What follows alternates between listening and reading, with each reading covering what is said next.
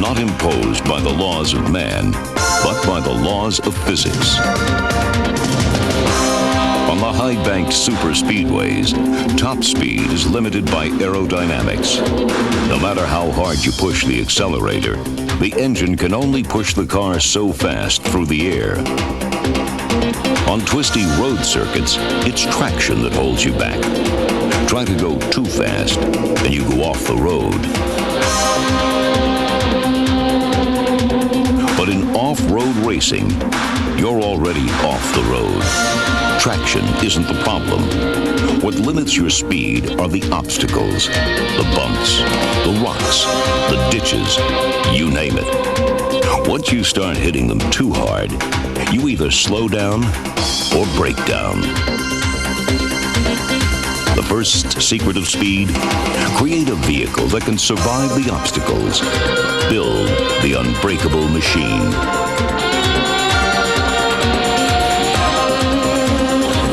Team owner John Nelson has attempted to do just that with his exotic American Thunder racing trucks. But Nelson's approach to making his trucks unbreakable is unusual. Instead of simply building them tough to survive the obstacles, he designs his trucks to be nimble, to absorb the bumps. His idea? No machine, no matter how strong, is a fair match for a 20-ton boulder. To get his trucks through the rough stuff, he's come up with a suspension as sophisticated as a Formula One race car. The secret is a package. You've just got to have the right shock absorbers, the right spring rates, the right amount of wheel travel. It's a package. You can't put your finger on any single thing, but suspension is definitely a very, very important part of it. You want the suspension to soak up those obstacles you throw at it. Of all the obstacles the off-road truck faces, Nelson feels one is the most dangerous. The rocks. Definitely the rocks. These boulders, these are things you just can't even comprehend driving over in a passenger car. There's no way you can even drive over. Well, we run into those things and front tires throw them up into the rear end and into the suspension components, and just everything has to be so durable to be able to take that kind of abuse. Most good drivers develop a sixth sense for what a vehicle will take and what it won't take. And, that's kind of a driver's call. Some drivers, they like to go out of the box and charge hard in the beginning of a race and then save the truck, and later on they'll start slowing down a little bit. And other drivers like to start out easy and finish hard. But most drivers know what their equipment will take. You break one enough times and you figure out, maybe I just can't run it that hard. We've been working with Rancho for a lot of years on the shocks and the spring rates, and we've got a lot of wheel travel with the right shock and spring rates. These trucks have maybe a quarter of an inch total toe-in change through 30 inches of wheel travel, say. All that's obtainable. The result of this suspension wizardry is a rather astonishing vehicle. Watch this traditional off-road racing machine take the bumps. The driver feels every hit. It's serious rock and roll. Now, let's watch Nelson's American Thunder truck. The driver enjoys a ride as smooth as a Cadillac.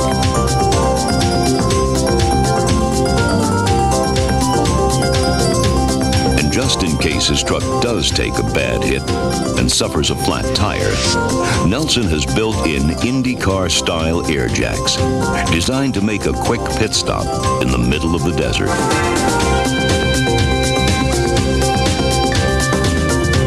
Coming up next, driving the unbreakable machine.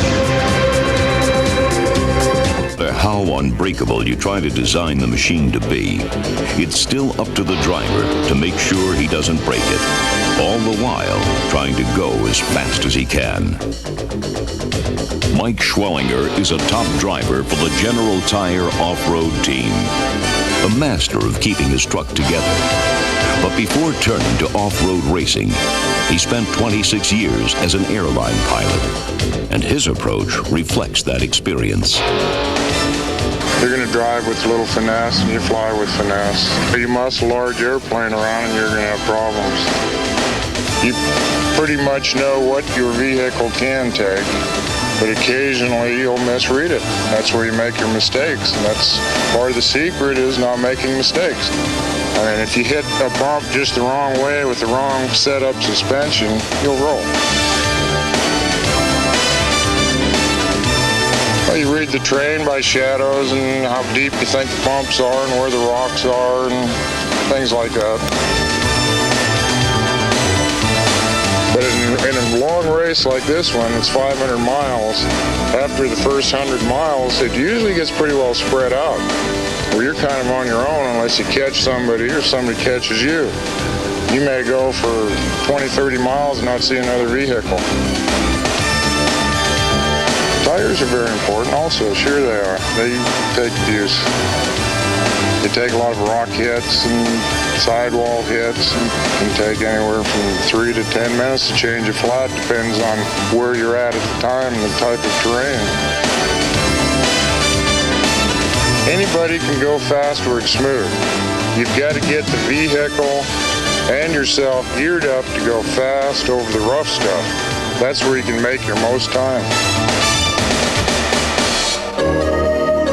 Manny Esquera is a former hydroplane racer who turned to the more sedate world of off-road racing in order to save his back from the pounding of the waves. On a hydroplane, you're kind of flying on top of the water, so when you see a big wake, there's no brakes to slow you down. You just got to hit it, and you better be prepared for it. It really, your back really has to take up a lot of the shock in a boat. When I got into my first truck, I found the security of a cage around me, and I got out of a boat. A truck's just like a human. I mean, it's got its heart, it's got blood. That's the way I treat it, just like a human. It can take so much. When it starts beating me, that's when I'm beating up the machinery. The suspension we have, it's pretty hard to get a truck to jump now. Merely by accident now is when we really get to flying, and that's because driver error. You got so much travel that the suspension will just swallow right up. And ranchers really develop them where it just swallows up the ruts, the holes, rocks, whatever it takes. You kind of have to develop a sense of for each race what you're going to do, how you're going to do it. And it makes a big difference where you're going to go balls out or dance like a butterfly and go right through everything. Dale White is a rookie at off-road racing. He's learning the secrets of how not to break the machine through trial and error. This is my first year, so I started out real slow and then worked up to it, and until I got to the point where I was doing damage to the vehicle. And then I'm just come back off of that just a little bit, and that's kind of what the pace I'm running is now. The smoother the ride, the faster we can go. Horsepower is second. As long as you got a smooth ride, you can keep going faster and faster. It's really rough out there. People really can't understand how rough it is, and the suspension really smooths it out, makes you go a lot faster. You get to the point where you kind of overlook some of the smaller things and look for the big items that would cause you problems. Say like a real deep ditch is what you're looking for. The little ones you just kind of overlook, you just kind of soak those in, and then the things that you know will be a problem for your car, then you kind of focus on those. Coming up next, putting it all together, the race. The Nevada 500, perhaps the most punishing event on the off-road racing circuit. 501 grueling miles over some of the worst terrain imaginable. The race starts in Pahrump Station, some 60 miles outside of Las Vegas, then winds its way up through the high desert, over endless silt beds, razor-sharp rocks, and hard-crusted washboard. The Baja may be longer, but this one's tougher. To make matters worse, the temperature hits 112 degrees. And of course, there's dust. Lots of dust. 153 Unbreakable machines line up for the single file start at 10 a.m. By the time anyone crosses the finish line, it'll be dark. You're going to try to average a good 50 miles an hour. There'll be some sections where you're down to 35, some you're up to 100, so we're looking for about a 50-mile average. It's going to be paced. The real race I'm planning really won't start till after Tonopah. Be survival till there, and then we'll see where we're at and make a plan from there. Well, I think after the first 100 miles, you're going to have to really be on your toes and lay down on the car and run a clean race, but you're going to have to get with a program. Well, the secret in off-road racing, the secret is to finish first. And then, to finish first, you got to finish. And that's the secret.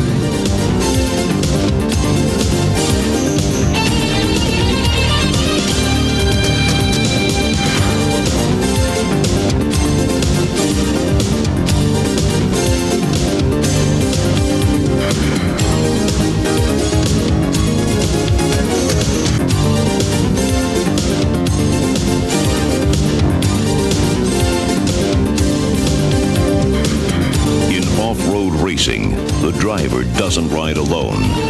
Alongside sit some of the bravest of men, the co-drivers. For history shows that when a vehicle crashes, the damage invariably occurs on the co-driver's side. I've gotten most of my flats on the right side, and most fender damage, it's mostly on his side. You're just more aware of your own side. That's all there is to it. My windshield is always getting broke on the co-driver's side. I favor my side, but I think that's pretty normal. The driver tends to put the truck his side of the truck in the center of the course. So you got co-drivers, we're halfway on the course or halfway off the course most of the time. He wants to avoid everything on his side, and we're just along for the ride.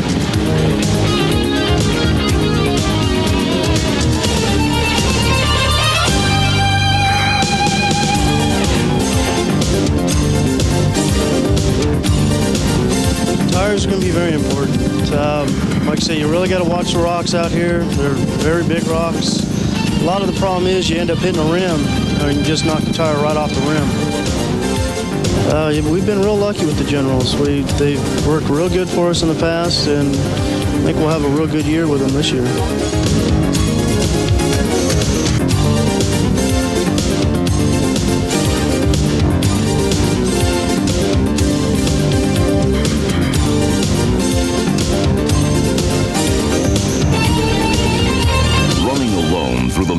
Desert, the racers are far from on their own.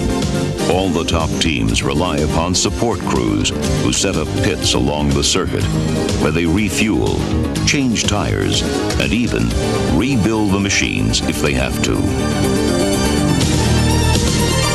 After a quick servicing, the machines resume racing. The course crosses a highway.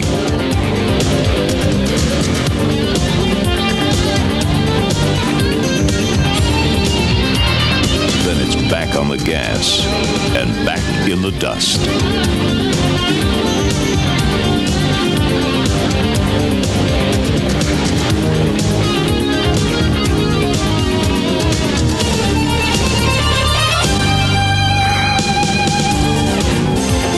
The pounding continues.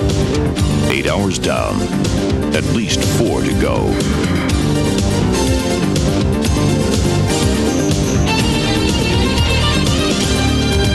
The machines that started the day in pristine condition now look a bit worse for the wear. But as long as they aren't broken, they keep on racing.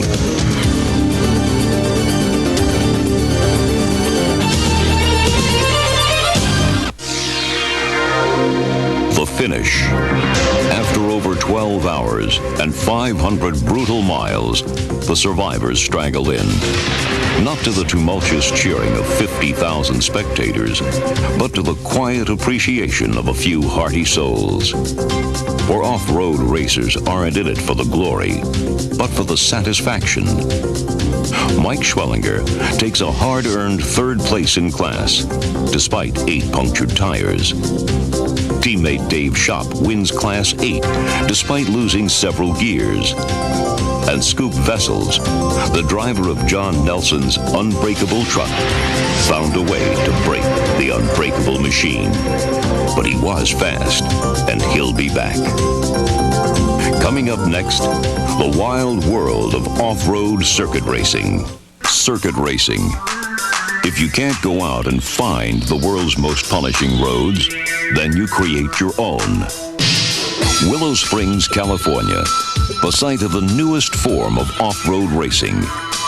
Here, drivers face man-made ditches, gullies, and hoop-de-doos on the specially created 2.5-mile circuit.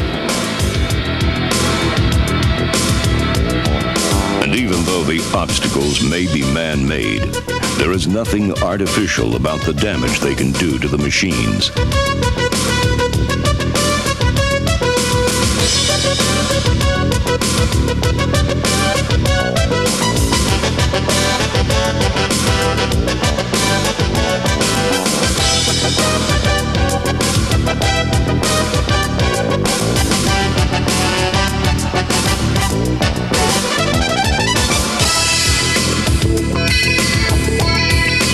Metal challenge for smaller trucks.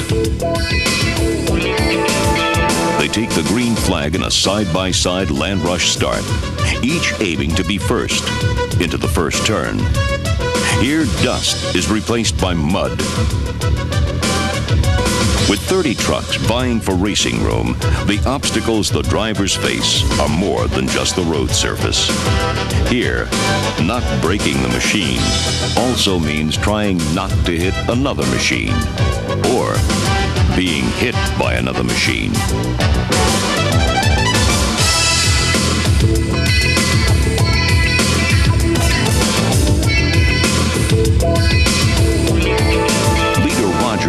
Has managed to do just that. His secret? Up front and away from the fender banging, you're able to run a clean race. The suspension soaking up the bumps. Or at least, most of the bumps.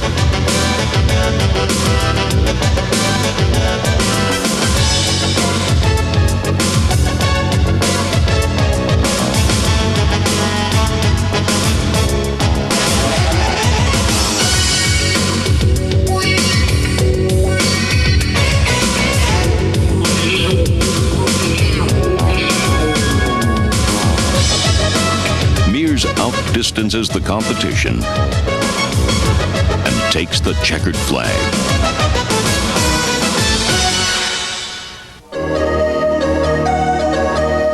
Next, Class 5 1600, a specially modified class for the venerable Volkswagen Beetle. It's always enjoyed a reputation for being tough and unbreakable. But the unsophisticated suspensions in these machines don't exactly soak up the bumps. In fact, the driver and co-driver seem to soak up most of the bumps.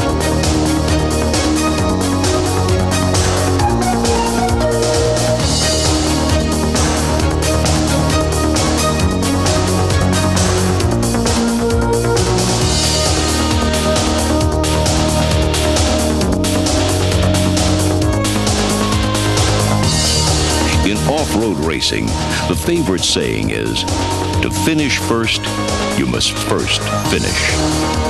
As the race leader finds out in the final turn of the final lap.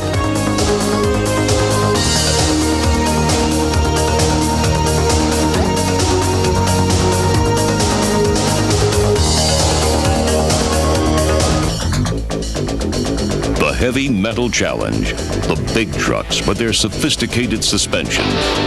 These machines are able to literally attack the circuit.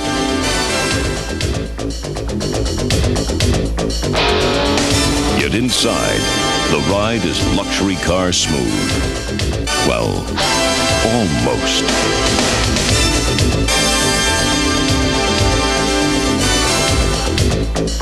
Off-road racing legend Walker Evans knows every trick in the book.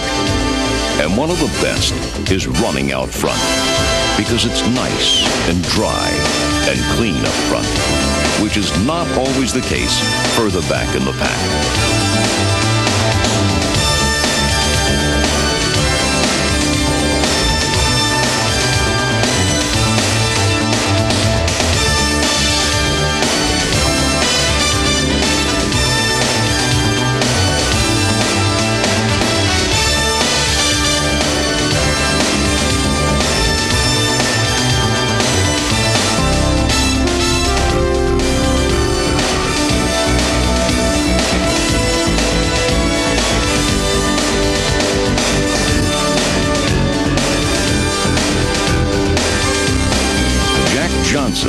Driving Dave Shop's General Tire truck challenges.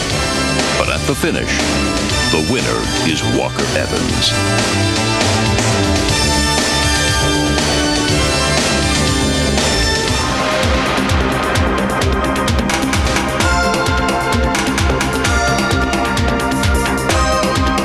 Speed never comes easy in off-road racing. There are no long, smooth straightaways to make time. The driver has to work for every mile per hour.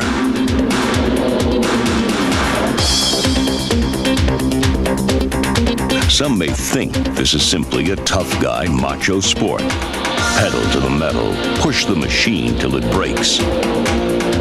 But the winning drivers see it differently. They view off-road racing as a ballet, where they become one with the machine. Together, they find the fastest way to dance over, around, or through the obstacles. Anybody can go fast where it's smooth. You've got to get the vehicle and yourself geared up to go fast over the rough stuff.